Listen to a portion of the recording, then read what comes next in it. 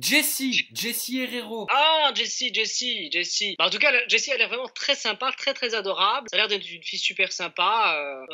Bon, bah voilà. Après, elle avait plus envie de... Elle avait dit, hein, d'ailleurs, qu'elle avait envie d'arrêter tout ça, que c'était plus trop son truc. Bon, après, voilà, ça, tel qui voit. Mais qu'est-ce que t'as pensé d'ailleurs de ces déclarations? Parce que c'est vrai qu'elle avait l'air de Mais dire... c'est ça. Elle avait l'air de dire que c'était quand même beaucoup scénarisé, qu'on vous mettait certes pas le couteau sous la gorge, mais qu'on vous influençait énormément pour les séquences en vous disant vas-y, fais ci, fais ça, rapproche-toi de telle fille, de tel garçon. Toi qui arrivais vraiment avec un œil totalement extérieur, qui quelque part était vierge des Marseillais. Bah, tout à fait, oui. J'aimerais que tu nous donnes ton avis, mais ton avis vraiment le plus authentique possible. Hein. Bah oui, écoute, moi, mon avis personnel là-dedans, après une semaine de tournage environ, écoute, moi, je suis resté moi-même du début à la fin.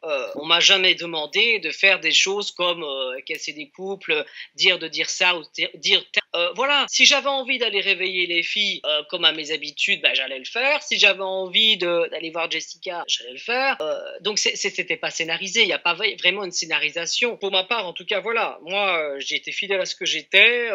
J'ai vraiment, voilà, on m'a pas imposé de choses parce que j'aime pas ça qu'on impose trop des choses comme ça parce que c'est très perturbant. Donc voilà, j'ai vraiment passé une super belle aventure. Donc pour le coup, c'est vrai qu'il y en a beaucoup qui se sont plaints. Il y avait Jessie qui s'est plaint avec... Darko également. Oui, voilà. Oui, mais Darko, il s'est plaint. Pourquoi? Parce qu'on est en face de plein de gens qui sont souvent des fortes personnalités. Alors, pour le peu qu'on soit légèrement en retrait, on est effacé. Or, pour exister dans ce programme, c'est vrai que beaucoup doivent faire leurs histoires de couple, des histoires de leurs anciennes relations, crier. Je suis désolé. Quand on a suffisamment de personnes, pas besoin de faire tout ça. C'est juste une question de personnalité, c'est tout. Donc tu veux dire que Darko, en fait, était peut-être en retrait par rapport à certains candidats. Résultat, en sortant, il a vécu la chose différemment de ceux pour qui ça se passe bien, c'est ça? Moi, je pense que c'est ça. Je pense qu'il a eu du mal à s'intégrer à cause de tout ça. Voilà, c'est vrai que pour s'intégrer là-dedans, il faut vraiment avoir sa personnalité, il faut être sûr de soi, savoir ce qu'on va faire, ce qu'on peut faire. Sinon, c'est vrai qu'on peut vite être en retrait. Ça, mais toi, en tant que nouveau, on a dû te briefer quand même, au moins un minimum. T'as dû avoir un briefing avant d'arriver sur le tournage. Oui, bah